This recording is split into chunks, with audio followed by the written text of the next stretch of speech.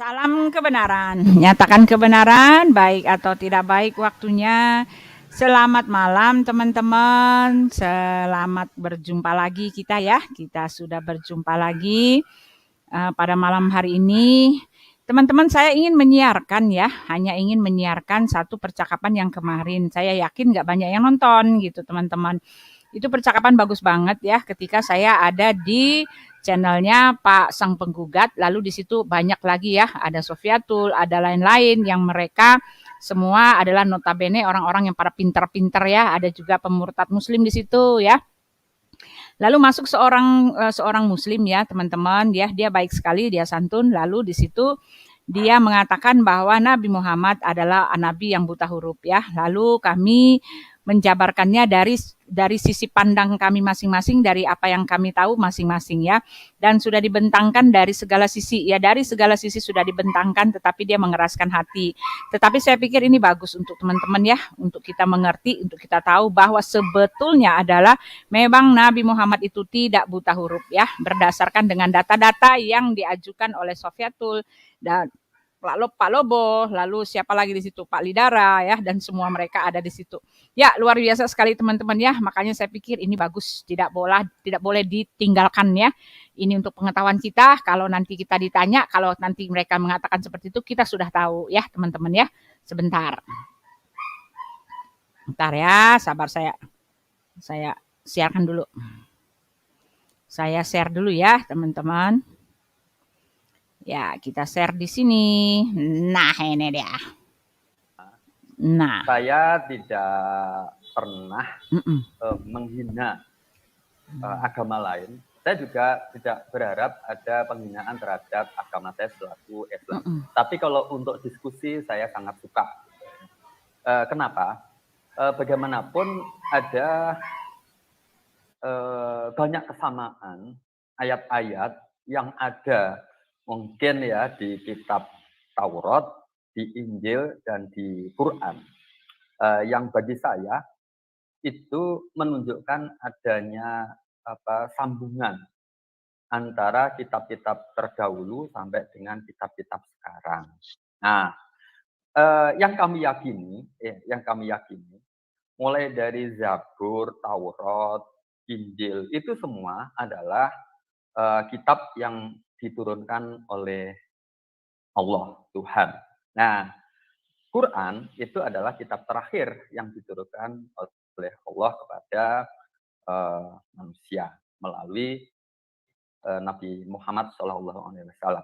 Nah, dalam hal ini saya sebenarnya sangat terbuka dengan saudara-saudara dari Nasrani atau Kristen atau Katolik untuk bisa berdiskusi. Kita diskusi bukan saling mengejek, tapi ya memang mengatakan kalau memang menurut kami itu adalah keyakinan yang kami yakini seperti itu. Ya. Jadi menurut hemat kami apa yang disampaikan oleh teman-teman yang dipelajari di Alkitab mungkin ya, itulah kebenaran yang dianggap sebagai kebenaran menurut Bapak Ibu atau saudara-saudara sekalian, saudara-saudara dari Kristen atau Katolik. Dan Al-Quran ini merupakan kebenaran yang kami imani. Tapi kami siap untuk diajak diskusi atau ya mungkin berdebat ya. Berdebat ketika debat ini sudah sama-sama nggak ketemu ya terpaksa kita akhiri. Mungkin belum bisa menemukan titik temunya, tapi kita siap. Mungkin itu saja sementara yang bisa kami sampaikan. Terima kasih sekali atas waktunya. Oke, shalom. Shalom. Silakan Pak Lidara. Waduh, ya. Selamat siang. Selamat siang. Pak, assalamualaikum besem hamasyah. Assalamualaikum warahmatullahi wabarakatuh. Waalaikumsalam. Pak Nur Hadi. Waalaikum. Mestinya jangan bukan alaikum itu. Oke, Pak Nur Hadi. Kita bisa diskusi di sini. Tapi sebelum kita diskusi, kita harus mempersamakan persepsi dulu, Pak. Kalau kita berdiskusi apel ketemu mangga, nggak akan ketemu. Paham Pak Nur Hadi? Iya. Ya, oke. Sampean yang pundi? Saya Surabaya, Wah, Sidoarjo. Surabaya podo. Aku juga wong Surabaya, arek-arek Surabaya podo ae. Ini Pak. Jadi kalau mau berdiskusi kita harus ketemu apple to apple. Satu, kenapa saya katakan Bapak nanti tidak ketemu apple to apple, nanti tidak akan dari awalnya saja sudah berbenturan. Contoh, dari buku Bapak saja sudah tidak ketemu dengan Alkitab, Pak. Jadi tidak akan pernah sama dari pertama awal agama Bapak muncul dan diciptakan oleh namanya Muhammad, tidak ketemu dengan Kristen, Pak. Satu, kita orang Kristen bukan orang Nasrani, Pak. Maaf. Jadi tuduhan, jadi Allahnya Bapak, mohon maaf saya tidak mengatakan apa, Allahnya Bapak tidak maha tahu. Karena apa? Tidak bisa membedakan orang Kristen dengan orang Nasrani, Pak. Orang Nasrani itu sudah ada 700 tahun sebelum adanya Islam. Dan orang Nasrani itu sekte sesat dari kekristenan, Pak. Dan itu sudah dituliskan di dalam kitab suci kita namanya Injil, Pak. Ya, itu sudah dituliskan sebelum Nabi Bapak keluar dari rahim ibunya. Itu loh, Pak. Jadi ketika Bapak mau berbicara tentang Nasrani, Bapak salah alamat dengan kita orang Kristen, Pak. Tapi nggak apa-apa, nggak apa-apa. Kita akan jawab yang Bapak, tetapi harus Bapak ingat dulu bahwa kita bukan orang Nasrani, Pak. Orang Kristen di dunia ini bukan Nasrani. Nasrani itu saya mesti ceritakan dulu supaya Bapak paham. Karena Bapak sudah mungkin dari lahir sampai umur pira, Pak, saiki, Pak? Saya sekarang sudah 54, Pak. Waduh, saya 53, udah 53. saya wes swidak lebih, Pak. Ya, jadi Bapak keluar dari rahim Bapak taunya Nasrani. Jadi Nasrani itu lagi dari rahim ibu, maaf. Bapak taunya Nasrani, padahal Nasrani itu sudah salah. Nabi Bapak sudah salah, wes salah kamar. Allah Bapak sudah tidak tahu apa-apa karena tidak bisa membedakan Nasrani dengan Kristen. Karena di Alkitab sudah dikatakan di Kisah Para Rasul 24 ayat 5, Nasrani sekte sesat Kristen. Kemudian ada namanya Warakah bin Nawfal, mungkin Bapak kenal atau tidak tahu. Warakah bin Nawfal itu dia orang sekte sesat yang menulis Taurat, Zabur, dan Injil dengan tangannya dia sendiri dalam bahasa Ibrani dan bahasa Arab. Saya nggak tahu apakah itu Taurat, Zabur, dan Injil yang Bapak imani sekarang.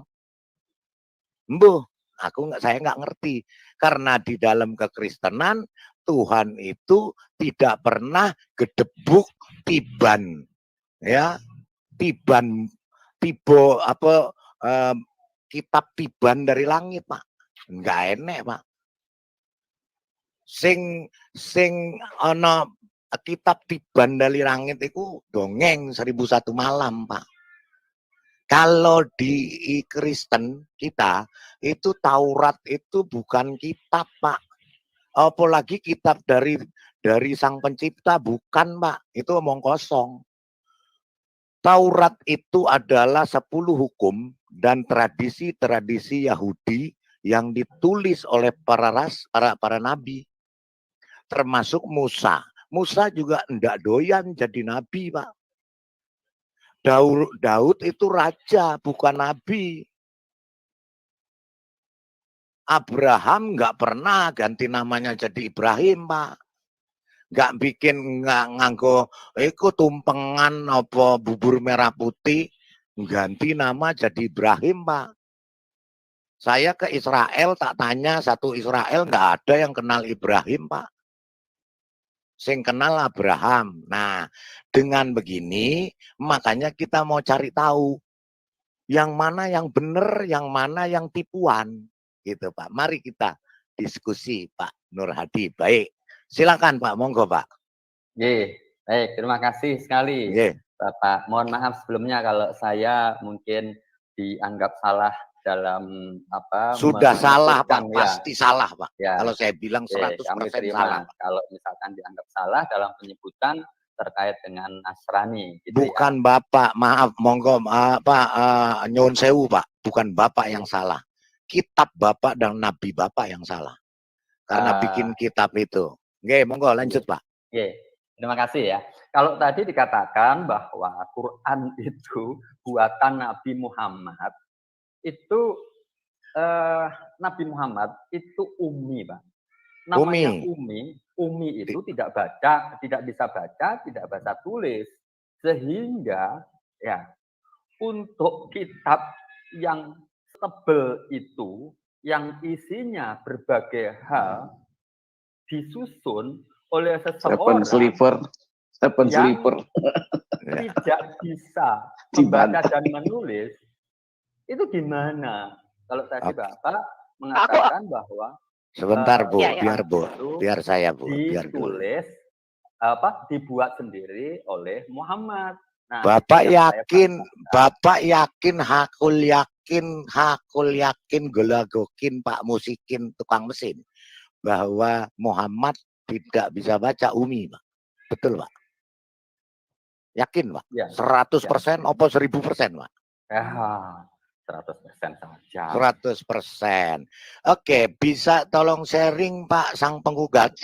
Ya, saya surat Al-Bayyinah. Iya, Al-Bayyinah ayat 2, Pak. Ayat 2. Coba tolong di-share, Pak. Bapak boleh baca Al-Bayyinah ayat 2. Yang begini Pak ya, maksudnya yang bohong itu Bapak apa Quran Bapak? Al-Bayyinah ayat 2 Pak.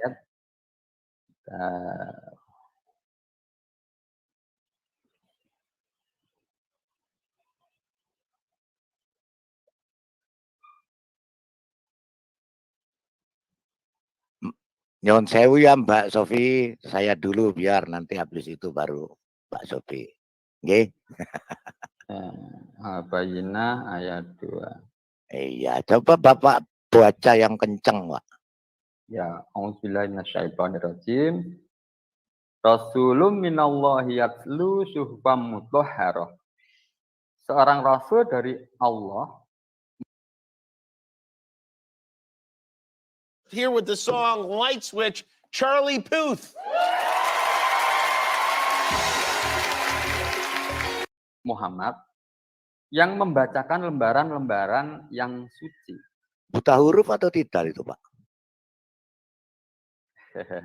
Membacakan lembaran-lembaran yang suci. Yang Bapak lagi Bapak lagi baca apa, Pak?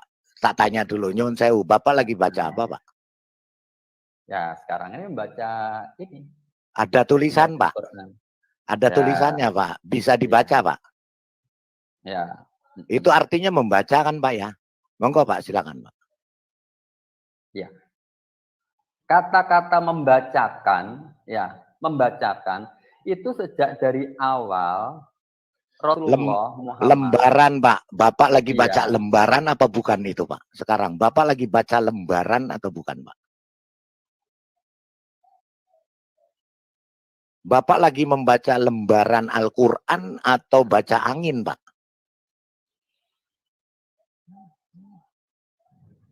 Monggo, Pak. Monggo. Silakan, Pak.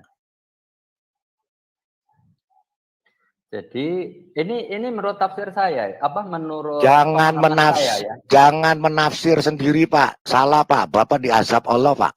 kalau menafsir sendiri. Loh, gimana? Harus sesuai Bapak dengan itu enggak menanyakan di ke saya. sebentar, Saya sebentar jawab Pak. sebatas yang saya Oke, bisa monggo, jawab. monggo. Itu tafsiran Bapak sendiri ya, bukan Ya, dari kata Allah Bapak ya. Oke, monggo ya silakan. jawaban saya sendiri. Kalau saya Monggo, katakan ini monggo. menurut Allah ya saya salah. Wong memang saya ini Iya. oh iya, mohon maaf sebelumnya ya. Saya sampaikan, saya ini memang tidak pernah mondok ya. Saya tidak pernah belajar Ya wes, yang lanjut aja dalam Pak. Al-Quran. Jawab aja Saya Pak, nggak tidak usah pernah. cerita Pak. Monggo Pak, Ya. jawab aja Pak. Nah, Silakan. ya. Jadi di awal apa itu turunnya Al-Qur'an ya, awal turunnya Al-Qur'an itu Rasulullah itu diajari untuk membaca ya, Ingat diajari Bapak, untuk ingat membaca. Bapak tadi Iqra. sudah mengatakan 100% Muhammad Umi tidak bisa baca, tidak bahasa tulis. Monggo Pak, silakan Pak. Ya. Jangan Iqra. jilat, Iqra itu ya bacalah. jangan jilat ludah Bapak sendiri. Saya cuma ingatkan. Monggo Pak, silakan. Ya, yang pertama ya, Iqra, bacalah ya. Nah, pada saat Iqra bacalah itu malaikat itu minta pada Rasulullah untuk mengulang-ulang. Ya. Jadi beliaunya itu diajari melalui malaikat Jibril yang saat itu mengajari bagaimana Al-Quran itu di saat awal. Sehingga memang itu diajarkan melalui malaikat Jibril. Nah, termasuk ketika di sini surat Al-Bayyinah, ya, surat Al-Bayyinah ini membacakan itu artinya membacakan suhuf, lembaran-lembaran, membacakan ayat-ayat yang sudah diturunkan oleh Allah melalui malaikat Jibril. Seperti itu. Bisa baca nggak itu Pak? Maksudnya gimana? Menurut Bapak, menurut jenengan iso baca atau buta huruf Pak? Menurut saya beliaunya tidak bisa baca tulis, tapi hasil dari yang sudah diajarkan oleh malaikat. Iya, yang dibaca itu saiki Pak di Al-Bayyinah, yang dibacakan itu lembaran ono tulisan, apa lembaran blas ono ndak ra ono tulisan, apa membaca tulisan sing ngambang di udara Pak? Nah, ini yang terjemahan arti makna suhuf. Ini saya masih menganggapnya yang namanya sukuf atau yang diartikan di sini lembaran-lembaran yang suci itu ya potongan-potongan dari keseluruhan ayat suci Al-Qur'an yang pada saat itu memang belum dituliskan. Oh, jadi suhuf itu blank nggak ada tulisan gitu Pak. Terus dibaca Mbak Muhammad, ngono. Bener nggak Pak? Ya, Rasulullah Muhammad itu kan sudah mendapatkan banyak ayat-ayat yang diturunkan melalui malaikat. Ya. Dari banyak-banyak ayat yang sudah diturunkan melalui malaikat itu, tentu kan sudah banyak yang dihafalkan. Karena ini kan turunnya itu sekian lama. Nggih Pak. Bapak katanya kan kalau Al-Quran ini untuk orang yang berpikir dan berakal, betul enggak Pak? Betul. Sekarang tolong Bapak berakal dan berpikiran. Kalau Bapak dikei suhuf, tulisan, lembaran, mbuh lah suhuf itu kertas, apa kulit binatang, apa kulit kayu, mbuh. Iya, suruh baca. Terus nggak ada tulisan, terus Bapak hanya membaca dari hafalan, itu membaca apa menghafal Pak?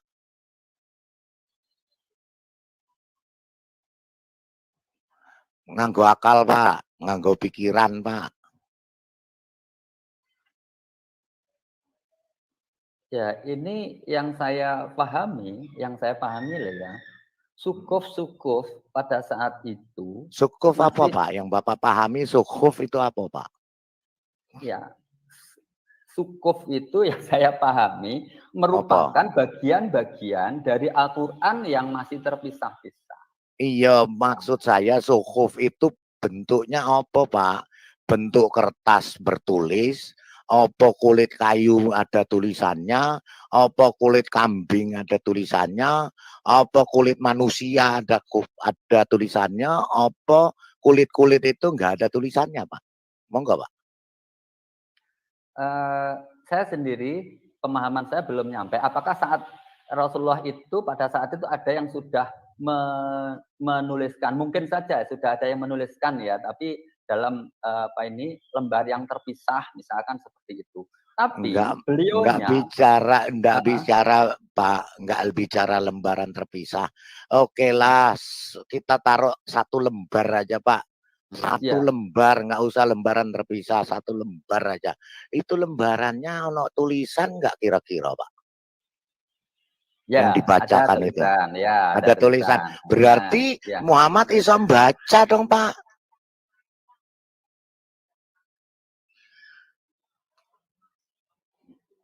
Kalau ada tulisannya, terus yang dimaca apa Pak?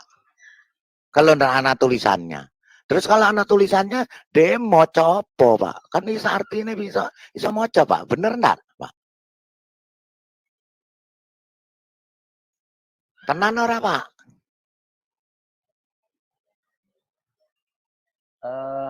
Gini ya, Pak. Ibarat kalau misalkan gini ya, seseorang, ini saya ibaratkan saja Pak ya, seorang ya. Monggo. Ketika seseorang itu diberikan cerita dulu kala asal usul tentang tentang satu daerah itu seperti ini, misalkan diceritakan kepada seseorang. Kemudian akhirnya dia punya anak, dia punya anak. Padahal beliaunya hanya berdasarkan cerita dari orang tua sebelumnya. Nah, kemudian dia menceritakan kembali kepada anaknya, persis seperti pada saat dia itu dikasih cerita sama orang tua sebelumnya. Nah, pada saat itu ternyata ini misalnya berikutnya sudah ada orang lain yang membukukan cerita itu. Nah, kemudian kepada anaknya dia menceritakan itu dengan istilah membacakan cerita yang sebenarnya dia itu tidak bisa baca tulis. Itu kan tetap bisa Pak.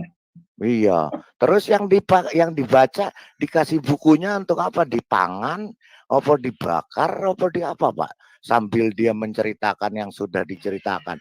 Terus yang dibaca itu apa Pak bukunya Pak? Yang dimoco apa Pak? Ini masalahnya moco Pak. Bukan cerita Pak, moco. Bapak ngerti moco apa ora? Sekarang Bapak lagi moco Al-Qur'an apa ora? Di Al-Qur'an itu ana tulisannya apa ora? Ya. Kok iya piye Pak? Enggak Pak. Monggo Pak, silakan. Ya, walaupun saya, ngene Pak, bahwa Rasulullah itu enggak punya kemampuan baca dan tulis. Berarti yang benar Al-Qur'an Bapak atau tafsiran Bapak?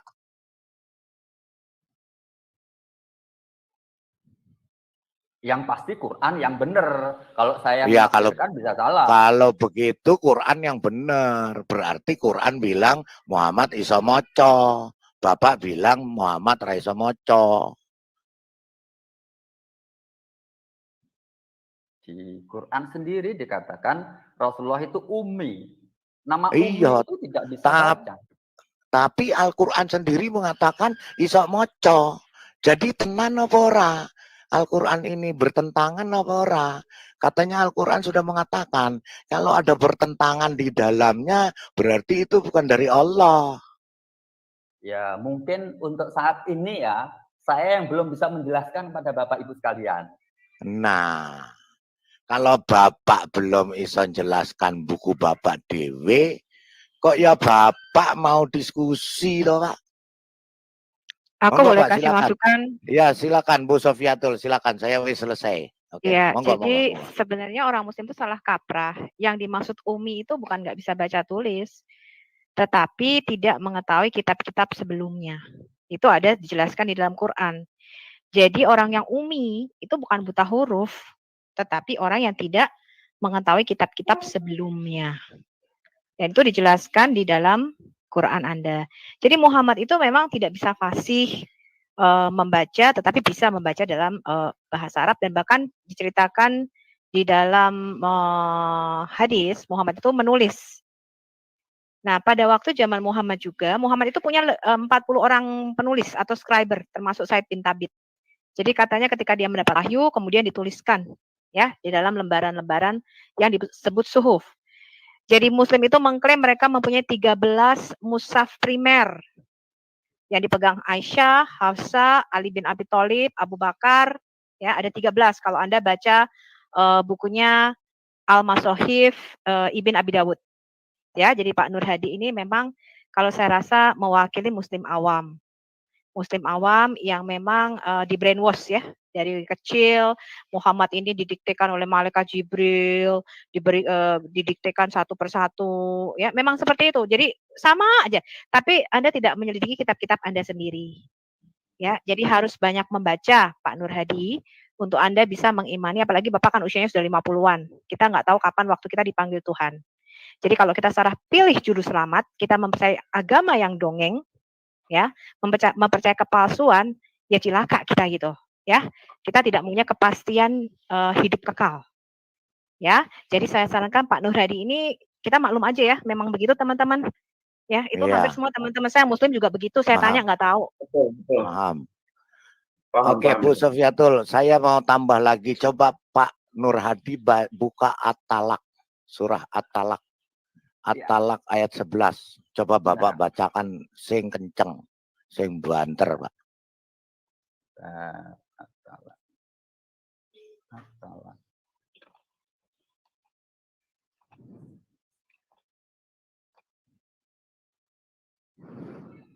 Ayat 11 ya?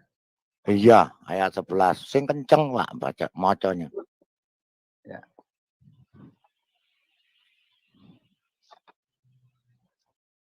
A'udzubillahi minasyaitonir rajim. Rasulayyatlu alaikum ayatillahi mubayyinatil liyukhrijal ladzina amanu wa 'amilus sholihati minadh-dhulumati ilan nur.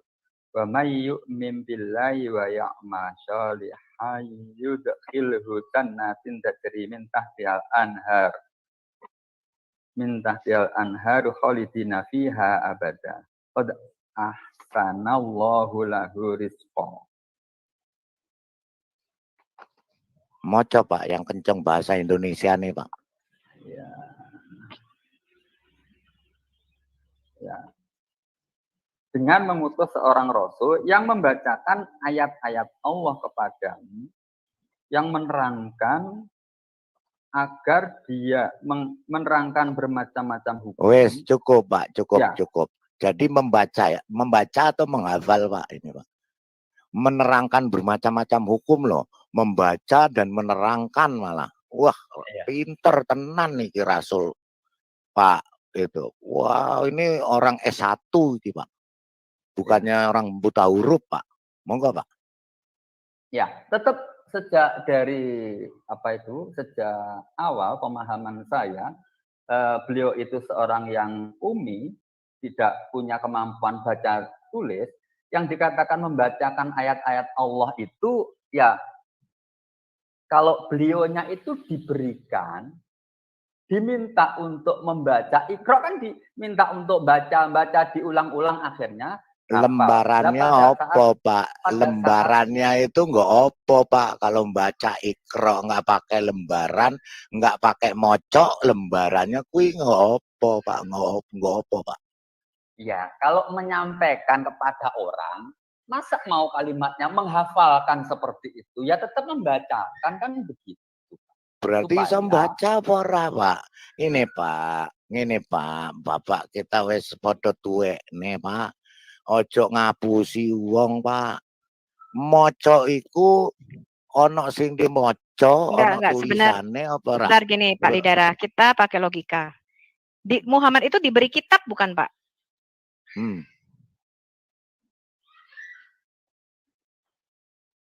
Halo Pak Nur Hadi. Suaraku dengar apa enggak ya? Pak Nur Hadi. Pak Nur Hadi. Halo Pak Nur Hadi. Enggak ada sinyal apa dia? Ya. Ya. Halo, Jadi Pak Nur Hadi. Rasulullah, ya, makasih. Ya. Ini tadi sempat putus. Rasulullah sempat itu putus. bukan diturunkan kitab Gerbik itu bukan, tapi beliau itu diturunkan ayat demi ayat itu secara berangsur-angsur sampai. Kalau saya urusannya moco ae, Pak. Saya moco ae, Pak, moco. Enggak, maksudnya begini, Pak Nur Hadi. Pada waktu Muhammad disuruh membaca, itu ada tulisannya apa enggak? Enggak ada. Waktu dia menerima wahyu pertama di Gua Hira, surah Al-Alaq ayat 1 sampai 5 itu disuruh baca, ada tulisannya apa enggak? Enggak ada. Masa? Bapak sudah baca Sirah Nabawiyah Ibn Hisham? Beliau hanya Sebentar. diminta untuk mengulang saja. Kalau saya tunjukkan ada tulisannya gimana, Pak?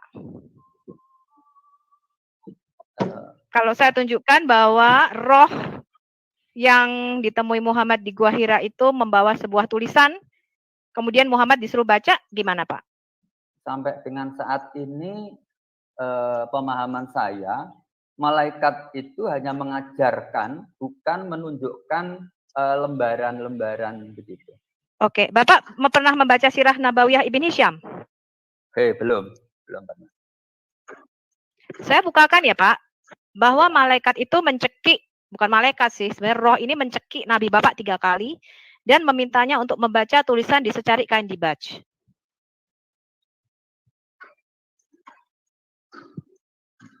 Ya.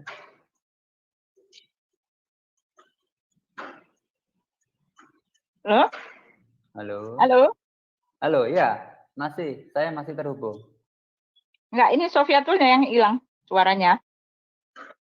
Iya, Bu Sofi hilang. Ya, saya mau dulu buka Sirah Nabawiyah dulu sambil saya cari, nanti saya share screen. Ya, saya duluan ya. Saya cuma mau nambahin Pak. Ya, kalau Pak Lidara tadi kan mengenai nggak bisa baca dari Al-Quran sendiri ya, disuruh baca ya. Tetapi dari data sejarah juga banyak Pak yang menunjukkan bahwa memang Muhammad ini bisa baca, Nabi Muhammad ya. Ya, ada peristiwa ya, ada sejarahnya ya yang mencatat bahwa ketika Nabi Muhammad sebelum dia meninggal ya, dia menguatkan ya sebelum meninggal, lalu dia waktu dia sadar dia mau meninggal, dia memberikan isyarat kepada Aisyah, istri kesayangannya itu, untuk membawa sesuatu ya di mana dia dapat menuliskan nama-nama penggantinya gitu. Nah, lalu ada satu lagi bukti yang lebih real lagi Pak ya.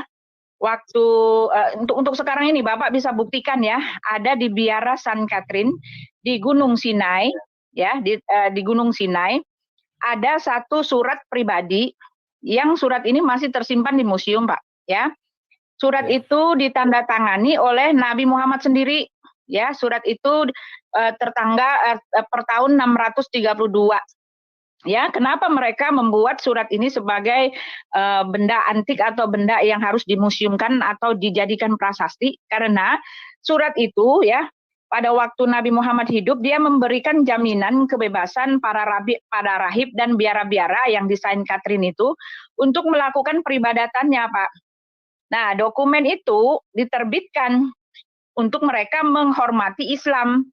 Ya, lalu di situ kalau Bapak boleh cari ya, searching ya, itu ada ya. Dengan dibangun sebuah masjid di dekat Saint Catherine, itu masjid kecil. Ya. Lalu dokumen itu disimpan di situ, Pak. Ini adalah data otentik yang nggak bisa diganggu gugat. Ada bukti ya, bukti yang real, yang nyata. Itu tulisan tangan Muhammad sendiri, Pak. Ya. Lagi ya, itu satu ya, banyak sekali ya. Lagi pula ya, Muhammad ini dia kan bertahun-tahun bekerja sebagai kafilah unta, Pak.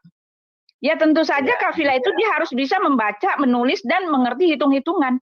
Bagaimana mungkin seorang kafilah, ya pedagang kafilah nggak ngerti hitung-hitungan, nggak ngerti baca, dan nggak ngerti apa-apa gitu loh, Pak. Dan di dalam surat Al-Alaq 96 ayat 1-5, Jibril jelas memerintahkan Muhammad untuk membaca. Dan Muhammad membaca kan, Pak. Oleh sebab itu dia dijuluki sebagai nabi yang mengajar dengan pena. Jadi kalau menurut saya, Pak, ketika dikatakan Nabi Muhammad itu tidak bisa membaca, itu hanyalah sekedar untuk memberikan betapa dia bermujizat gitu loh, mujizat Tuhan bahwa dia tidak bisa membaca tetapi dia bisa turun wahyu. Ya, pesan dari saya, Pak. Ya, yang saya mau kasih ini, Pak ya, memang dari awal sebelumnya Bapak sepertinya hanya mengimani. Ya, kami orang-orang Kristen juga tidak marah-marah atau tidak mendiskreditkan iman Bapak sama sekali. Tetapi untuk sekarang, Pak, yang namanya mengimani itu benar-benar beresiko, Pak. Ya, ketika iman itu dibenturkan dengan real dan dengan kenyataan, dengan realita, ternyata tidak sesuai dari wahyu dengan apa yang ada di data realita, seharusnya menurut saya Bapak berpikir tidak bisa Bapak hanya mengandalkan bahwa ini wahyu Tuhan dan tidak bisa Bapak hanya mengimani lagi, Pak.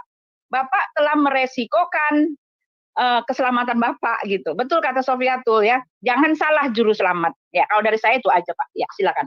Silakan, Sofi.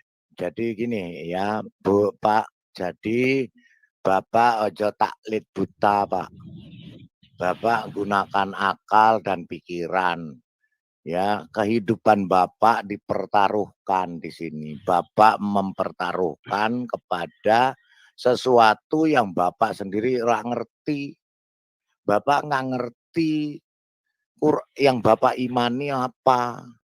Bapak aja nggak bisa jelaskan. Ya Pak, gini Pak, saya cuma mau sebelum ke yang lain, saya cuma mau ingatkan Bapak. Kalau namanya Bapak disuruh baca lembaran atau kertas atau apa yang ada dikasih Bapak, itu pasti Bapak membaca, pasti ada tulisannya. Nggak mungkin nggak ada tulisannya. Kalau menghafal lain, kalau menghafal nggak usah dikasih kertas Pak, nggak usah dikasih tulisan, wis hafal, tinggal nyerocos aja Pak. Nggak usah dikasih lembaran-lembaran Pak untuk dibaca. Itu menghafal namanya Pak, bukan membaca. Bapak kan sekolah. Kalau membaca itu ngeja itu pasti membaca. Monggo silakan yang lain. Ya, ini contohnya di layar udah kelihatan. Ya. Ini adalah Sirah Nabawiyah Ibn Hisham. Bapak bisa download bukunya atau Bapak bisa beli bukunya. Ini adalah halaman 179 ini Pak. Ya, ini Sirah Nabawiyah. Kita lihat ini bagaimana Nabi Bapak menerima wahyu pertama. Jibril datang kepada aku pada saat aku tidur dengan membawa secari kain dibaj. Kain dibaj itu adalah semacam kain sutra. Dan di dalamnya terdapat katab. Katab itu artinya tulisan, Pak. Ya, medianya bisa apa aja. Ya, di dinding, di gua di dinding, mau di tulang belikat, unta, mau di pelepah. Selama bentuknya tulisan namanya katab. Kemudian malaikat Jibril berkata, "Iqra." Aku berkata, aku tidak bisa membaca. Malaikat Jibril mencekik leherku dengan kain dibaj tersebut, hingga aku merasa seolah-olah sudah mati. Kemudian ia melepas cekikannya dan berkata, "Bacalah."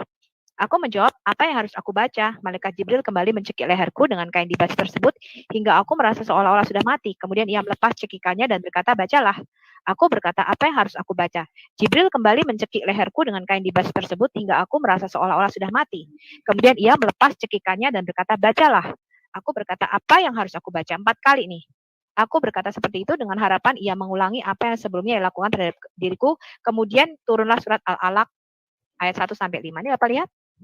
Ya, Oke, bagaimana tanggapan Bapak? iya, betul. Ini adalah sirah Nah, pertama ya, biografi tertua dari iya, iya. Nabi Bapak.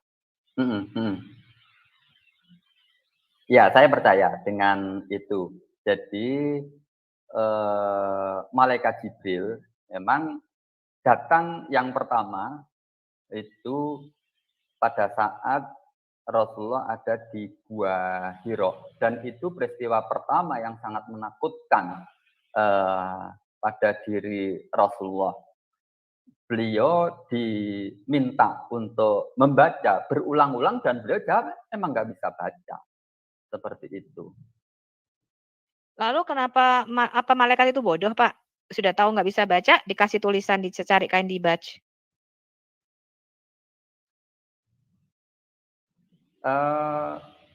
Menurut saya malaikat itu bukan bodoh. Memang seperti itulah cara dari malaikat untuk mengajarkan kepada Rasulullah. Dengan cara dicekik 3 kali gitu, dan dia akhirnya bisa membaca? Oh, bukan akhirnya bisa membaca.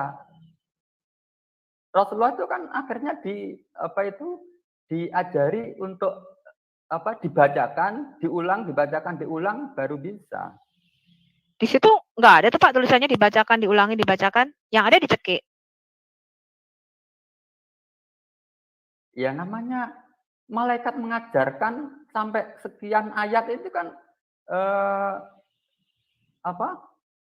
dari bagaimana cara malaikat untuk mengajarkan bisa saja pada saat itu diulang-ulang, setelah disuruh baca nggak bisa, akhirnya kan malaikat yang membacakan baru Rasulullah itu menirukan.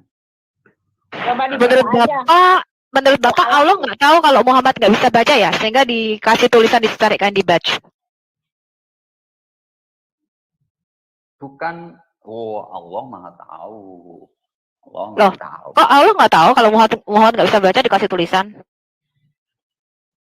Yang malaikat itu memberikan ayat yang diturunkan oleh Allah kepada Nabi Muhammad. Ini Allah itu menurunkan saja kepada Rasulullah melalui, namanya melalui.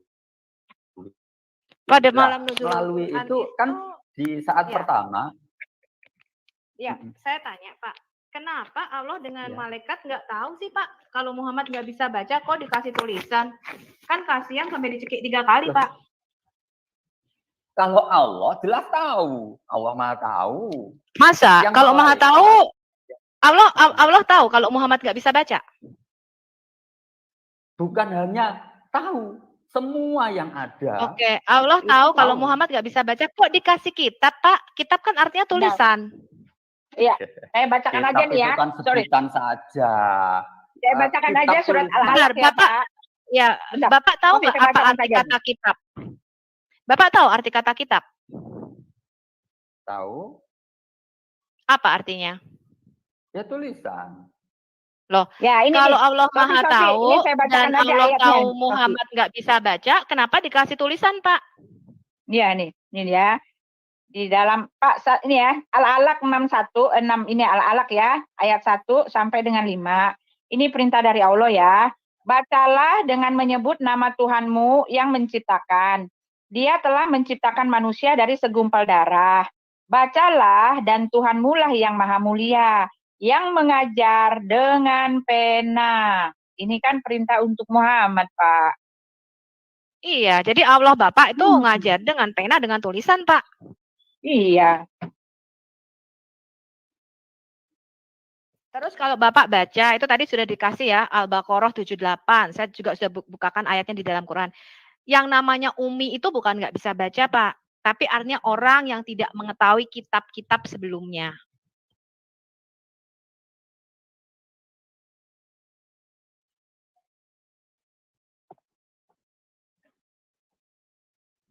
Udah pusing dia nggak bisa jawab. Ya, boleh saya tambahkan? Iya.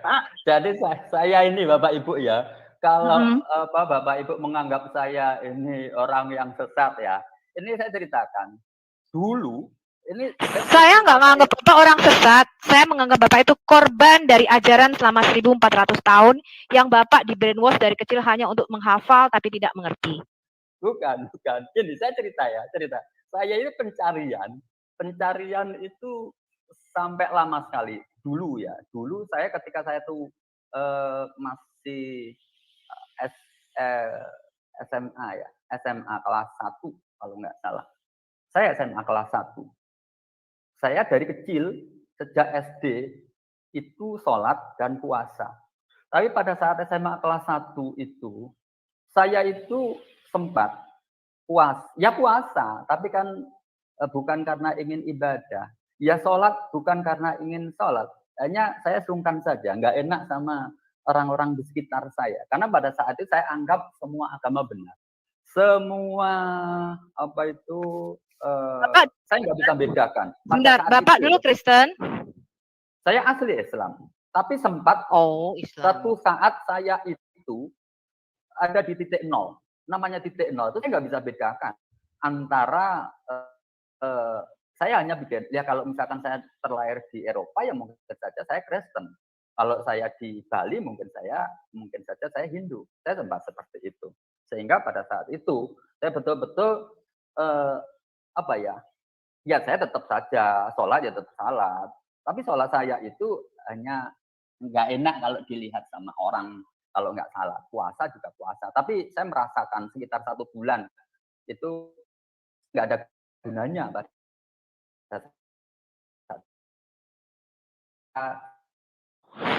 Sudah, sekarang kita fokus ke sini, Pak. Fokus ke sini aja. Oke. Saya mau tambahkan dikit aja, Sof. Dikit aja ya, Pak. Saya mau tambahkan untuk bahan pertimbangan Bapak aja, ya. Kan dikatakan bahwa Nabi Muhammad katanya dia menerima itu ya, ketemu Jibril di goa. Nah, Jibril itu, Pak, katanya itu kan dari malaikat ya. Nah, yang perlu Bapak ketahui untuk perbandingan Bapak aja. Ya, malaikat itu dia adalah agen Tuhan, Pak. Ya, jadi ketika dia mengatakan ya, bacalah itu seharusnya dia adalah malaikat yang maha tahu juga, Pak. Jadi kalau dikatakan bahwa Muhammad tidak bisa membaca itu menyalahi kodrat malaikat, Pak. Ya, mana mungkin ketika malaikat mengatakan bacalah, ternyata Muhammad nggak bisa baca. Ya, contohnya gini, Pak. Ya, bacalah kata malaikat. Lalu kata Muhammad, saya nggak bisa baca. Ya, lalu malaikatnya bilang, oh kamu nggak bisa baca ya? Kan nggak mungkin seperti itu, Pak, karena dia maha tahu. Nah, kalau di dalam Alkitab sendiri ya, ketika Yesus gitu mengatakan ya, dia tahu nih orang lumpuh ya, dia tahu ini orang lumpuh, lalu dia mengatakan berjalanlah. Ya, dia tahu orang lumpuh nggak bisa berjalan, tetapi dia bilang berjalanlah. Nah, dalam perkataannya itu ada kuasa, Pak. Jadi orang lumpuh yang nggak bisa berjalan itu, ketika dia mengatakan berjalanlah, maka orang itu bisa berjalan, Pak. Nah, seharusnya begitu juga dengan Jibril. Ya, walaupun saat itu ya Muhammad dia tidak bisa membaca, ketika dia bilang bacalah, kuasa ilahi itu akan keluar dari diri malaikat itu yang merupakan perwakilan ya, istilahnya perwakilan dari Tuhan. Kuasa ilahi itu akan memampukan dia untuk membaca. Terjadi mujizat besar gitu, Pak. Bukan cuma dicekek lalu kabur ketakutan. Yang begini bukan Tuhan, Pak. Dari sini aja kalau di dalam Alkitab yang begini bukan Tuhan, tetapi sebaliknya gitu loh. Ya, ketika Tuhan datang itu malaikat datang, dia menenangkan dan memberikan damai sejahtera. Makanya banyak orang Kristen ketika ada malaikat yang betul-betul dari Tuhan atau bahkan Tuhan itu sendiri membuat orang itu sadar, membuat orang itu pikirannya terbuka, membuat orang itu menangis, bahkan mereka merasakan hadirat Tuhan. Nah, seharusnya malaikat itu ketika dia mengatakan bacalah pada saat itu juga, kalau memang Muhammad nggak bisa baca, dia mengalami mujizat bisa baca. Nah, itu baru boleh kita katakan ini dari Tuhan, Pak, gitu. Nah, itu untuk pertimbangan Bapak aja. Lalu yang saya bilang tadi, ada bukti otentik yang jelas, data real yang baku ya, yang bisa dilihat. Ada tulisan tangan Muhammad sendiri. Ya kan, di Saint Catherine itu tulisan yang memberikan kebebasan kepada biara-biara yang pada saat itu untuk mereka bebas beribadah. Oleh sebab itu, karena mereka menghargai pada saat Nabi Muhammad sedang ekspedisi yang ke-17, dia kan memimpin 17 kali ekspedisi untuk siar itu kan, memang ketat sekali. Ya, bahkan berhala-berhala dihancurkan, tetapi biara ini dikasih kebebasan untuk untuk beribadah, makanya mereka membuat dokumen itu. Dan dokumen itu adalah data real yang membuktikan bahwa pernyataan Bapak atau pikiran Bapak atau paradigma Bapak tentang Nabi yang Umi ini, yang buta huruf ini salah gitu loh Pak. Ya, itu salah, itu nggak benar. Karena ada buktinya gitu loh. Buktinya ada, bukti realnya ada gitu loh Pak. Ya, itu saja sih. Ya, makasih. Boleh saya tambah dikit Bu, sebelum ke Ya. Ibu Sofi. Ya. Jadi kita berpikir saja secara secara cerdas. Apakah di dalam goa itu ada lampu? Iya. Setahu saya di dalam goa itu gelap. Ya, nggak bisa baca karena nggak kelihatan. Ya. Apakah dia tidak bisa baca karena tidak ada lampu? Sehingga dia tidak bisa melihat tulisan-tulisan itu. Jadi dia berkata, aku tidak bisa membaca. Nah, di sini siapa yang cerdas, siapa yang tidak cerdas? Ini yang perlu kita cermati. Karena kalau dia benar-benar itu malaikat yang disuruh oleh Tuhan yang Maha Kuasa, pasti dia tahu di gua itu gelap dan tidak bisa membaca. Kenapa dia tidak mengajak Muhammad untuk keluar dari gua itu dan suruh membaca di tempat yang terang? Tetapi masih ada di dalam gua yang gelap. Bagaimana dia bisa membaca tulisan-tulisan ada di dalam gua yang gelap? Coba Bapak jelaskan kepada saya dan teman-teman. Silakan. Baik, terima kasih Mas David. Pada saat pertama kali Rasulullah diminta untuk membaca, ini di dalam baterainya habis. Di dalam pemahaman kami itu yang namanya Iqra, bacalah, itu ini ngajian ketika saya mendapatkan dari Cak Nun ya.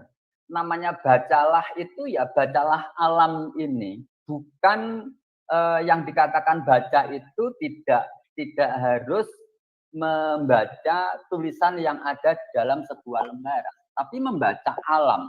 Nah, alam ini ya kehidupan di alam ini. Seperti itu. Sehingga namanya membaca alam kan tidak harus di ruang terbuka yang terang seperti itu. Ya kejadian alam ini bagaimana bumi seisinya diciptakan termasuk manusia. Enggak, Pak. Apakah ada tulisan yang mengatakan bahwa dia disuruh membaca alam? Pertanyaan saya, adakah Bapak mengomong ini secara dalil, data yang jelas, bahwa yang dikatakan makhluk itu waktu itu Muhammad juga belum tahu dia itu siapa. Dia adalah makhluk. Makhluk yang menakutkan. Nggak betul, Ketika tadi dia kan suruh membaca. ada secari kain dibaca itu yang suruh baca. Jelas kok, Nah, disuruh baca ada tulisannya. Disuruh baca kan di situ ada tulisannya. Dan Jangan keluar juga, dari teks, Pak. Ya. Jadi yang mana yang benar ini? Di situ dikatakan ada tulisannya, ada bacaannya. Contohnya begini, kalau saya memerintahkan ke anak buah saya, bawalah tulisan, berikanlah kepada Ibu Sofi, dan suruhlah Ibu Sofi membaca. Lalu Bu Sofi bilang, saya tidak bisa membaca. Ini yang mana yang cerdas, yang mana yang tidak cerdas gitu loh. Kita bicara secara logika saja, Pak. Tapi kalau Bapak mutar-mutar bilang ke alam lah ini segala macam, itu saya kira Bapak sudah keluar jalur. Kita bicara soal membaca, Pak, yang dimana di situ tertera ada huruf-hurufnya. Dan belakangan juga tuh ayat kan ada ditulis di Al-Quran kan, yang pertama kali dia terima wahyu, ada ayatnya itu ditulis di kitab wahyu Al-Quran tuh di pasal keberapa, paling belakang kalau nggak salah. Bukan yang terdepan, sedangkan wahyu pertama, tapi bukan dimuat paling depan, tapi paling belakang. Iya. Nah itu bagaimana menurut Bapak sendiri? Sedangkan itu ada kata-katanya, ada kalimatnya. Tetapi Bapak berkata tidak ada kalimatnya sama sekali, bahkan Bapak berkata itu suruh membaca alam. Nah ini kita bingung, Pak. Dengan cara Bapak menjelaskan itu tidak menjawab semua apa yang kita tanyakan ke Bapak. Coba Bapak yang lebih cerdas lagi, Pak, supaya kita bisa memahaminya. Silakan. Iya. Namanya ayat, ya, tanda-tanda kebesaran Tuhan itu banyak. Sehingga ketika kita diminta untuk membaca, itu tidak hanya diminta untuk membaca kitab yang tertulis di Al-Quran itu saja, tapi tanda-tanda termasuk ini misalnya kejadian siang dan malam, ya, kemudian turunnya hujan, itu juga merupakan ayat-ayat Tuhan yang kita harus pandai untuk membacanya. Kita tidak Sebentar, tanya Pak. itu, Pak. Sebentar, saya tanya ke Pak Nur Hadi. Yang diturunkan Allah kepada Muhammad itu tanda-tanda alam apa kitab Quran? Yang diturunkan oleh Allah, yang secara berangsur-angsur, itu adalah ayat-ayat Al-Quran. Tetapi, Nah, kenapa sampai ke ramalan cuaca, Pak? Jangan-jangan ke situ dulu. Tadi yang saya bacakan adalah Sirah Nabawiyah Ibn Hisham bukan halaman ramalan 179. Sebentar, Pak. Jangan ke tanda-tanda alam. Itu nggak betul ya. Apa yang dieksegesis Cak Nun, saya mohon maaf, itu tidak ada di dalam Sirah Nabawiyah, biografi dan hadis-hadis Bapak. Di dalam hadis-hadis Bapak tidak pernah Muhammad disuruh membaca tanda-tanda alam, ya. Yang jelas roh tadi yang ada di Gua Hiro itu membawa secarik kain yang ada tulisannya Nabi Bapak disuruh membaca. Pertanyaan saya, kalau malaikat itu tahu Nabi Bapak nggak bisa baca, kok disuruh baca gitu loh, Pak? Jangan ke tanda-tanda alam, ramalan cuaca, kapal yang lewat pada waktu penciptaan siang dan malam, turunnya hujan, kita nggak ke sana, Pak. Ya, seperti yang saya bilang sebentar, Pak. Seperti yang saya bilang tadi kan, kalau betul-betul dia adalah malaikat, ya saya kasih gambaran ya, seperti Yesus. Ya, Yesus tahu orang itu nggak bisa berjalan, tetapi perkataan malaikat atau perkataan Tuhan itu penuh kuasa, Pak. Jadi ketika dia memerintah, ketika dia berfirman, semuanya itu harus ada gunanya. Ya, ketika dia mengatakan bacalah, walaupun Muhammad nggak bisa membaca, dia pasti akan bisa baca. Karena itu perintah dan itu digunakan untuk ininya ya, untuk pekerjaan dia gitu kan. Nah, Yesus mengatakan kepada orang lumpuh, berjalanlah. Dari perkataan itu timbul kuasa, mujizat terjadi. Orang lumpuh itu bisa berjalan, Pak. Ini harusnya kriteria dari malaikat, kalau betul-betul itu malaikat yang datang gitu loh, Pak. Nah, di dalam Alkitab kami sendiri sudah dikasih tahu, Pak. Ya, kami sudah kasih bukti bahwa tidak bisa diambil linknya, bagaimanapun juga Muhammad itu dia buta huruf. Enggak, Pak. Banyak sekali keterangan yang menyatakan dia itu bisa baca. Di dalam Yesaya 29 justru lebih terang lagi, Pak, ya. Saya mau bacakan. Yesaya 29 ayat 11. Maka bagimu penglihatan dari semuanya itu seperti isi sebuah kitab yang termaterai. Apabila itu diberikan kepada orang yang tahu membaca, mengatakan, baiklah baca ini, maka ia akan menjawab, aku tidak dapat membaca, sebab kitab ini termaterai. Dan apabila kitab itu diberikan kepada seorang yang tidak dapat membaca dengan mengatakan, baiklah baca ini, maka ia akan menjawab, aku tidak bisa membaca. Dan Tuhan telah berfirman, oleh karena bangsa ini datang mendekat dengan mulutnya dan memuliakan aku dengan bibirnya, padahal hatinya menjauh daripadaku dan ibadahnya kepadaku hanyalah perintah manusia yang dihafalkan. Nah, bahkan peristiwa ini sudah dinubuatkan, Pak.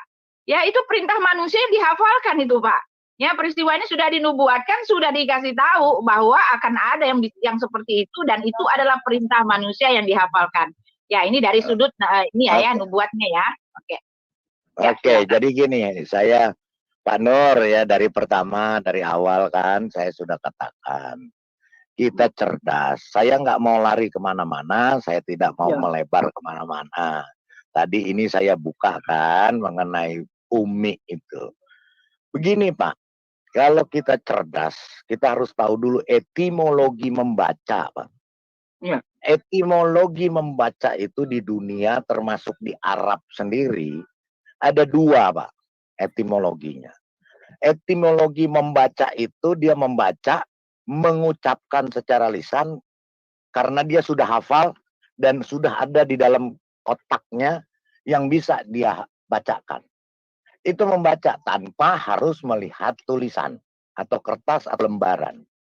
Kedua, disuruh membaca, pasti dia membaca yang ada tertulis ketika dia diberikan yang lembaran atau kertas apapun yang disuruh membaca. Itu Pak etimologinya. Nah, permasalahannya sekarang Muhammad ini masuk di kategori mana? Kalau dia membaca tanpa ada tulisan, berarti dia sudah hafal. Jadi untuk apa malaikat datang lagi membawa firman? Karena dia sudah hafal. Tetapi kalau dia memang buta huruf, pasti dia tidak bisa membaca. Walaupun dikasih kertas 100 lembar juga, nggak akan dia bisa baca. Nah, menurut Bapak, yang mana Muhammad ini kriterianya dalam etimologi membaca ini, Pak? Silakan, Pak. Ya, terima kasih. Ini tadi Bapak baru saja menyampaikan dalam pengertian secara etimologi ada 2 tadi ya. Yang pertama, dianggap beliaunya itu sudah punya hafalan ya. Yang pertama. Etimologi itu bukan menganggap, Pak. Pasti yang pertama dia sudah hafal. Ya, dia sudah tahu dan itu sudah ada di otaknya dia. Nah, itu dulu Pak. Ya, monggo. Tadi saudara-saudara semua minta kepada saya untuk membaca surat Al-Bayyinah. Surat Al-Bayyinah ayat 2. Lah, ini yang berbicara, Pak. Sebentar, Pak. Saya belum ke Al-Bayyinah. Yang kita yang bicara di Gua Hiro, Pak. Yang di Gua Hiro, Pak. Yang di Gua Hiro. Itu dia suruh membaca, dia menghafal tanpa ada tulisan atau membaca yang ada tulisan. Itu, Pak. Bukan. Ya nanti saya akan jawab itu. Tapi ketika Bapak memberikan, ini Bapak sendiri loh ya. Jadi bisa ada 2 pemahaman. Yang pertama Al-Bayyinah lain, Pak. Al-Bayyinah itu jelas sudah tertulis membaca lembaran-lembaran, Pak. Titiknya, pusatnya lembaran. Berarti lembaran ada lembaran yang tertulis. Itu, Pak. 1. Kalau Al-Bayyinah. At-Talaq 11 juga sama. Dia membaca lembaran-lembaran, bahkan dia menerangkan. Berarti kalau At-Talaq 11 ini kelasnya S1, Pak, sarjana. Karena dia bisa menjabarkan. Dia bisa menjelaskan hukum-hukum yang tertulis itu. Kalau dibicara di Gua Hiro, Muhammad dalam keadaan kosong, blank, tidak ada yang dia hafal, tidak ada yang dia ketahui. Sekarang saya tanya, di Gua Hiro itu mau pakai etimologi mana? Dia membaca karena sudah hafal, yang seperti tadi Bu Sofi kasih beritahukan melalui kain ada tulisannya, atau memang dia membaca tulisan itu, atau memang dia sudah hafal. Jadi untuk apa Jibril datang mencekek dia 3 kali kalau dia sudah hafal? Monggo, Pak, silakan. Ya. Jadi Rasulullah karena pertama kali mendapatkan wahyu, maka ya tentu saja beliaunya belum punya apa-apa sama sekali, Pak. Pada saat berarti tidak masuk etimologi pertama, Pak. Kalau etimologi kedua, silakan, Pak. Kalau dianggap itu tulisan-tulisan. Bukan dianggap, Pak. Ini faktanya, Pak. Kan tadi sudah dijelas. Ini fakta, Pak. Kita nggak main anggap-anggapan di sini. Di sini ada 2. Etimologi pertama, di dalam Gua Hiro itu, dia suruh membaca. Dia oke lah kalau Bapak berdalih bahwa itu tidak ada yang disuruh baca atau suruh lihat. Karena di dalam gua dan gelap. Berarti dia menghafal. Dia membacanya hafalan yang di dalam otaknya dia. Walaupun di tempat gelap pun dia bisa baca. Dia bisa membacakan, melisankan. Tetapi kalau etimologi kedua, pasti harus ada yang dia baca. Kertas atau lembaran atau apapun yang tertulis. Sehingga dia bisa baca. Itu, Pak. Maksudnya, silakan, Pak. Ya, itu kan di surat yang pertama, itu kan bunyinya Iqra, bacalah, ya. Itu perintah untuk membaca. Iqra bismi rabbikal ladzi khalaq, ya. Bacalah dengan nama Tuhan. Itu Pak, maksudnya gini, Pak. Iya, tahu, Pak. Itu masuknya etimologi mana, Pak? Membaca yang ada tulisannya, seperti kain tadi ada tulisannya, atau kertas ada tulisan, atau apa ini, Pak? Atau tulisannya mengambang di udara, terus dia menyala di dalam goa. Silakan, Pak. Iya. seperti yang saya sampaikan tadi, ya, yang saya ikuti. Halo, gue Mansan, gue adalah full-time content creator dan streamer Valorant di YouTube. Dari pengajian yang disampaikan oleh Cak Nun, yang namanya Iqra bacalah itu bukan hanya membaca yang tertulis dalam sebuah kitab, tapi ya kejadian peristiwa alam seluruhnya itu yang diminta untuk membaca. Berarti membaca yang sudah ada di otaknya dia, di dalam pikirannya dia. Maksud Bapak begitu kan, Pak? Ya yang didengar, yang dilihat, yang dirasakan, semuanya itu kan berarti kan sudah terekam itu. Makro. Iya, itu berarti kan sudah terekam di otaknya dia. Betul nggak, Pak? Yang dia lihat, yang dia rasakan, itu kan sudah terekam di otaknya dia. Sehingga dia tahu. Nah, sekarang itu berarti masuk etimologi pertama. Nah, berarti kalau masuk etimologi pertama, untuk apa Jibril datang mencekek dia untuk membaca? Nggak usah dicekek pun suruh baca. Muhammad, coba kamu bacakan yang sudah kamu ketahui. Pasti dia akan baca karena dia udah tahu. Udah hafal. Karena dia sudah hafal. Karena ada di dalam kepalanya dia. Tetapi kalau belum ada, masih kosong, apa yang dia mau baca, Pak? Kecuali kalau ditaruh, dikasih tulisan. Baru dia baca. Alif, ba, ta, sa, jin, ha, ho. Kan begitu, Pak? Betul nggak, Pak? Betul nggak, Pak? Ya. Betul atau tidak, Pak? Jadi pemahaman saya. Betul nggak? Maksud saya, Bapak, betul atau tidak seperti itu, Pak? Jadi pemahaman saya sampai dengan saat ini tetap seperti yang karena saya ikuti ini ya, saya ikuti yang diajarkan oleh itu ya sementara ya. Cak Nun membaca itu membaca alam secara makro. Jadi Bapak saya mau tambahkan, Pak. Ya, saya mau tanya konfirmasi sebentar. Konfirmasi saya berarti Bapak hanya bisa bertaklid buta tanpa Bapak mengetahui isi kitab Bapak dan Muhammad Bapak. Silakan, Pak. Ya, boleh saya tambahkan sebentar?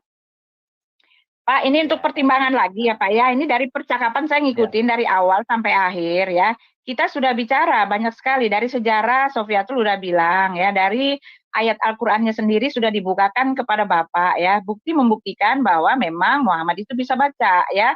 Bahkan saya juga udah kasih ayatnya dari Al-Qur'an sendiri. Bahkan Nabi Muhammad itu dikatakan seorang rasul yang mengajar dengan pena. Ini adalah julukan orang yang untuk orang yang memang bisa membaca, Pak. Ya, itu hanya dan itu dari Alkitab ya. Lalu dalam sejarah pun saya sudah bilang, bukan sejarah, dari bukti otentik kan ada ditemukan tulisan dari Nabi sendiri ya. Ini adalah bukti yang nggak bisa lagi dibantah, Pak. Kalau sudah ada tulisan, kalau sudah ada bukti ya, di pengadilan juga orang kan ketika ada pernyataan itu tidak bisa dikatakan sah itu satu pernyataan kecuali ada bukti, minimal 2 orang yang membawa bukti. Dan ketika sudah ada 2 bukti di situ di depan mata, sahlah itu pernyataan itu, Pak. Jadi untuk Nabi Muhammad sendiri memang ada bukti bahwa dia itu memang bisa membaca, Pak. Ya, bahkan di dalam Al-Qur'an sendiri ya, ini untuk pemikiran Bapak ya, saya kasih tahu. Muhammad sendiri mengkonfirmasikan orang-orang atau mengkonfirmasikan umatnya dengan mengatakan di dalam Al-Baqarah 121 itu. Ya, dia mengatakan orang-orang yang diberikan Alkitab kepada mereka membacanya dengan bacaan yang sebenarnya. Nah, kalau Muhammad sendiri tidak bisa baca, ya bagaimana bisa dia mengkonfirmasikan bahwa Alkitab atau kitab-kitab terdahulu itu adalah bacaan yang sebenarnya?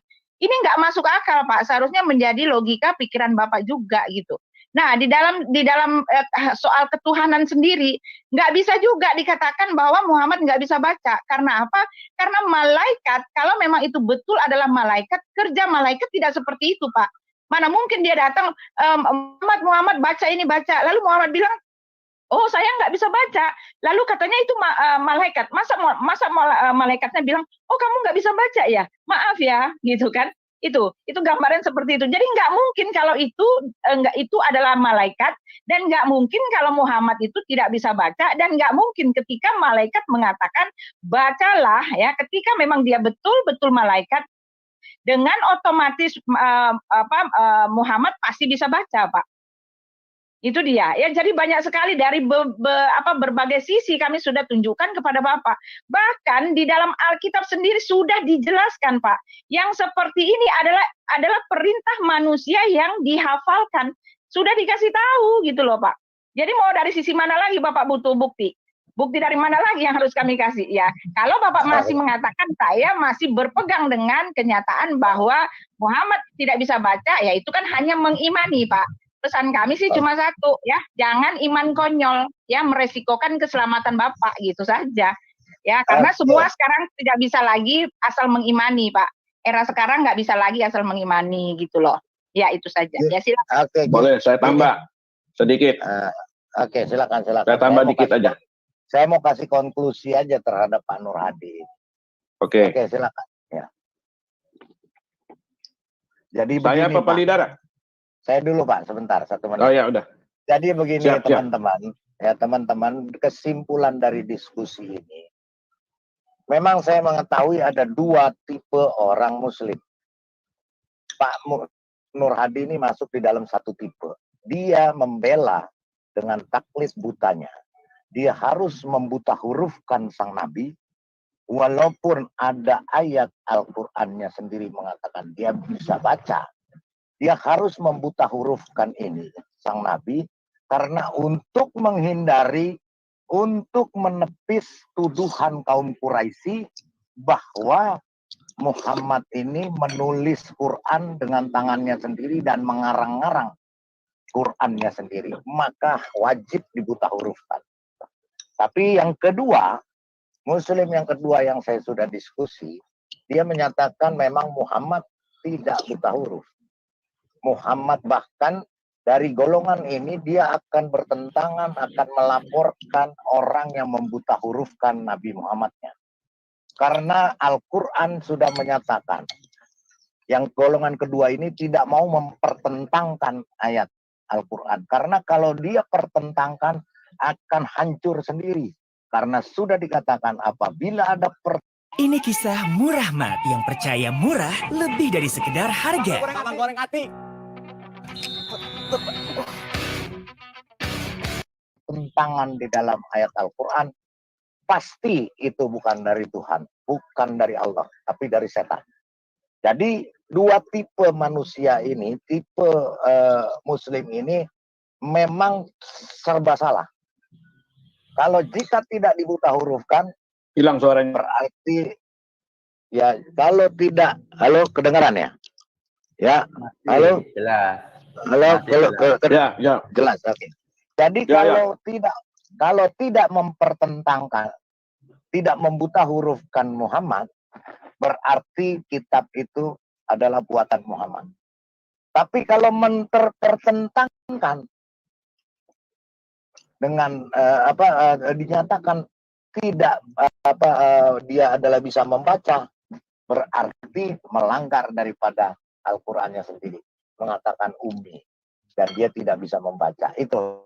Jadi konklusinya Pak Nur Hadi ini masuk di dalam golongan yang membuta hurufkan nabinya untuk menghindari bahwa nabinya menulis-nulis Al-Qur'annya sendiri dengan kemauannya sendiri, dengan caranya sendiri. Begitu, silakan Pak yang lain. Ya, saya tambah sedikit. Saya pernah punya pembantu rumah tangga. Saya waktu itu tidak sadar ketika beberapa kali saya suruh dia ke supermarket atau ke pasar beli beberapa barang, apa yang saya perintahkan itu datangnya lain semua. Setelah saya kira-kira menegur dia dengan keras, lalu dia berkata, memang saya tidak sekolah Pak, saya minta maaf. Oke, jadi saya kalau suruh dia ke pasar atau suruh dia ke supermarket, saya pasti nulis. Tolong kamu beli A, B, C, D ini. Nah, begitupun dengan orang yang tidak sekolah, tidak punya dasar pendidikan, tidak bisa membaca, apabila kita memerintah dia, dalam hafalan saja, dia tidak akan bisa sempurna. Apa yang kita suruh beli, kembali kepada kita, itu tidak sesuai dengan apa yang kita perintahkan. Apalagi kalau diperintahkan itu membaca ayat yang cukup panjang. Mungkin 10 ayat. Apakah itu ada jaminan bahwa ayat itu tersebut sesuai dengan yang disampaikan? Ini perlu kita renungkan. Karena saya sudah buktikan, orang yang tidak sekolah itu otaknya tidak cerdas. Tidak bisa menghafal. Apalagi menulis. Dia tidak akan tahu huruf tulisan itu apa. Itu saya sudah buktikan dengan pembantu saya. Nah, kalau sekarang dikatakan ada seseorang yang dikatakan tidak bisa membaca, tidak bisa menulis, untuk hal ini, ya, apa manfaatnya buat Bapak yang tadi mengatakan Muhammad tidak bisa membaca, itu manfaatnya apa? Coba dijelaskan. Manfaatnya apa? Silakan. Ya, ini saya meyakini Ibu karena saya nggak hafal ada di posisi mana ya ayatnya bahwa Rasulullah itu umi. Ya namanya umi tidak bisa baca tulis. Nah, mengenai manfaatnya apa ya, manfaatnya apa? Itu saya sendiri juga kurang tahu, tapi kan memang di ayatnya itu disampaikan bahwa Rasulullah itu umi. Hanya gitu saja. Nah, kalau masalah kemudian dikait-kaitkan dengan ini untuk memastikan bahwa tulisan ini bukan dibuat oleh Rasulullah. Ini di banyak ayat itu seringkali Rasulullah itu ditegur. Ya, masa Rasulullah negur dirinya sendiri? Ya, kalau memang itu tulisan dibuat oleh dirinya sendiri, ngapain juga jelek-jelekan jelek-jelekan dirinya sendiri? Itu loh. Itu. Jadi sekarang saya paham, Pak. Saya paham dengan apa yang Bapak ucapkan ini, semua juga Muslim lain mengatakan itu, supaya tidak dikatakan Muhammad nyontek dari Taurat, kan begitu? Iya kan? Itu sudah jelas, Pak. Makanya Bapak dan Muslim yang lain selalu mengatakan Muhammad itu memang tidak bisa baca, tidak bisa menulis, supaya manfaatnya supaya tidak terdeteksi bahwa Taurat dan Injil itu sudah diadopsi ke dalam Al-Quran. Itu manfaatnya. Sudah dipalsukan, Pak, bukan diadopsi. Sudah dipalsukan. Nah, sudah dipalsukan, begitu loh, Pak. Itu saya kira yang paling pas dengan jawaban Bapak yang selalu berkata bahwa Muhammad tidak bisa baca, tidak bisa tulis. Tetapi kalau Bapak bicara saya secara pribadi, saya menanggapi secara pribadi, jelas banyak bukti-bukti ayat Al-Quran yang mengatakan Muhammad bisa baca dan bisa tulis. Ketika dia mau meninggal pun, dia masih minta alat tulis untuk menyampaikan wasiatnya. Tetapi dilarang oleh sahabat-sahabatnya. Berarti dia bisa baca dan dia bisa tulis. Ya, jadi kalau Bapak tetap ngotot bahwa Muhammad tidak bisa baca, tidak bisa tulis hanya untuk ya supaya dikatakan itu otentik, supaya dikatakan Muhammad itu benar-benar ada firman dari Allah sendiri sudah datang kepada dia, saya kira tidak tepat, Pak. Itu hanya sebuah alasan saja. Ya, sebuah alasan saja. Terima kasih. Silakan Ibu Sofi mau lanjut. Ya, jadi kalau Bapak baca di surah 3 ayat 20 dan surah 278, itu arti kata umi adalah tidak mengetahui kitab-kitab sebelumnya. Bukan buta huruf. Ya. Nah, jadi Muhammad itu tidak mengetahui kitab-kitab sebelumnya, Pak. Dan saya mau minta pendapat Bapak. Mungkinkah orang yang tidak bisa baca tulis, pada waktu zaman Muhammad itu ada berapa huruf Arab sih, Pak? Ada berapa huruf Arab sih pada zaman Muhammad itu, Pak Nur Hadi? Ya, yang saya tahu ya mulai alif sampai dengan ya. Sekarang ada berapa huruf Arab? 26. Pada zaman Muhammad ada berapa huruf Arabnya? Oh. Enggak. Kasih tahu Bapak ya, pada zaman Muhammad dengan ya itu. keliru, Pak. Bapak harus belajar video Al-Hayat Indonesia, sejarah tulisan dan bahasa Arab. Pada zaman Nabi Bapak itu hanya ada 17 konsonan, 17 huruf mati. Mungkin nggak sih Pak, orang yang menghafal ribuan kata-kata itu hanya 17 huruf saja nggak bisa hafal?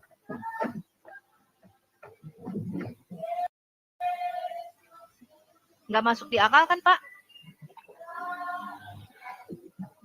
Orang 17 huruf aja nggak hafal, masa dia bisa menghafal ribuan ayat-ayat Quran? Ya, itu kan hafal itu kan bukan karena kemampuan seseorang, tapi memang dimampukan oleh Tuhan.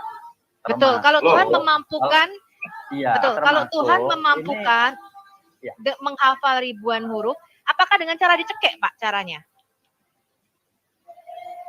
Kalau yang itu kita nggak tahu gimana kok sampai apa dia merasa. Kalau yang saya ini, yang saya pahami sih bukan dicekek ya.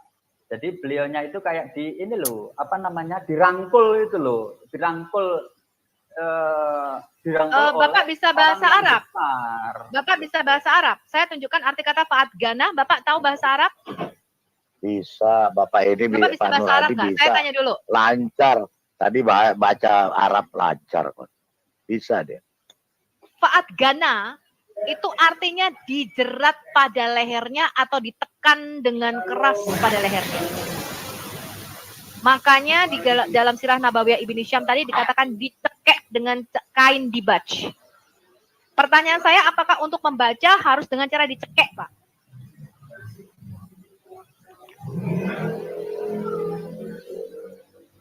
Kalau yang bahasa Indonesia yang Bapak bilang didekap, itu karena diperhalus. Kalau Bapak baca dicekek, semua muslim murtad, Pak.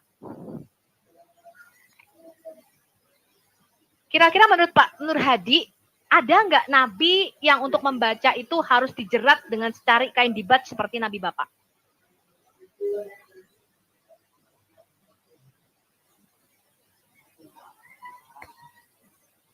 Ya, nggak ngerti.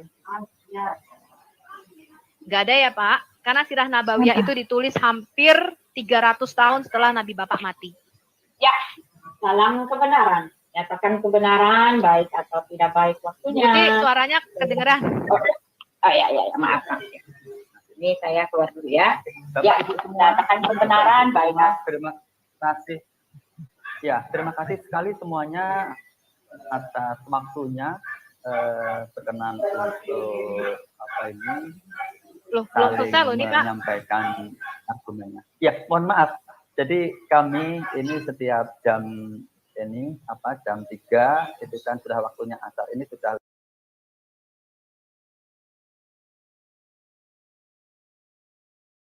Bapak ini nggak bisa ngomong apa-apa lagi ya, selesai teman-teman ya. Jadi kesimpulannya adalah Bapak ini nggak bisa ngomong apa-apa lagi ya, karena ya dari segala sisi sudah dikasih tahu bahwa kenyataan yang mengatakan bahwa Nabi Muhammad tidak bisa baca itu ya bisa dibantah ya, karena banyak sekali bukti-bukti yang mengatakan bahwa Nabi Muhammad itu sebetulnya bisa baca ya.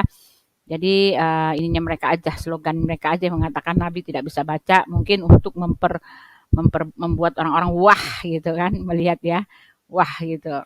Tetapi ya kita sudah kasih bukti-bukti ya, kita sudah kasih semuanya. Ya terserah saja teman-teman yang mengambil kesimpulan. Ya teman-teman, nggak ada yang masuk nih teman-teman ya. Ya sudahlah, kita selesai aja teman-temannya, gerah banget nih saya mau mandi ya. Kita ketemu lagi besok ya teman-teman. Ya terima kasih Abu Mat Solar, Lioe, Jojo, lalu siapa lagi nih? Abu Mat Solar, Bejo, Tolak Miskin, lalu GWS Alex, ya Taplak Meja, Kaktus, Elkina Jokin, Abu Mat Solar, Floresti, Bet, ya teman-teman mohon di subscribe channel Penatua Utiwati Mena dan Miss Hadasah ya. Kita jadikan Miss Hadasah channelnya menjadi 100.000 ya teman-teman. Ya sampai target 1.000 ya teman-teman, ya cepet-cepet lah, ini dia baru 700 kayaknya teman-teman ya, masih butuh 200 orang lagi yang mensubscribe supaya dia dapat 1.000 dan dapat di AdSense gitu loh teman-teman ya. Terima kasih ya. PGT KYT KATYK ya. Lalu Pagan Blackstone ya, siapa lagi Bet? Siapa lagi nih teman-teman yang di dalam nih yang pada ngobrol di dalam ya. Kita selesai ya teman-teman. Ya, Gadel Boy ya. Kino Jokin. Jojo. Lalu siapa lagi nih teman-teman? Ya, ini dia ya. Terima kasih untuk semua yang di live chat. Terima kasih yang untuk di ini juga di layar ya. Kita sudah selesai. Saya hari ini nggak mau lama-lama karena saya capek. Kayaknya badannya nggak enak nih teman-teman ya. Kita lanjut lagi besok pagi. Jangan lupa kita ibadah pagi-pagi teman-teman ya. Jam 7. Saya hostnya, bukan hostnya, saya adalah MC-nya. Yang akan bawakan firman Tuhan besok siapa ya, pendeta siapa ya. Ya lihat saja besok teman-teman ya. Saya jadi MC ya gitu ya di Askri. Ya, salam kebenaran, nyatakan kebenaran, baik atau tidak baik waktunya. Bye-bye teman-teman. God bless you. Ya. God bless.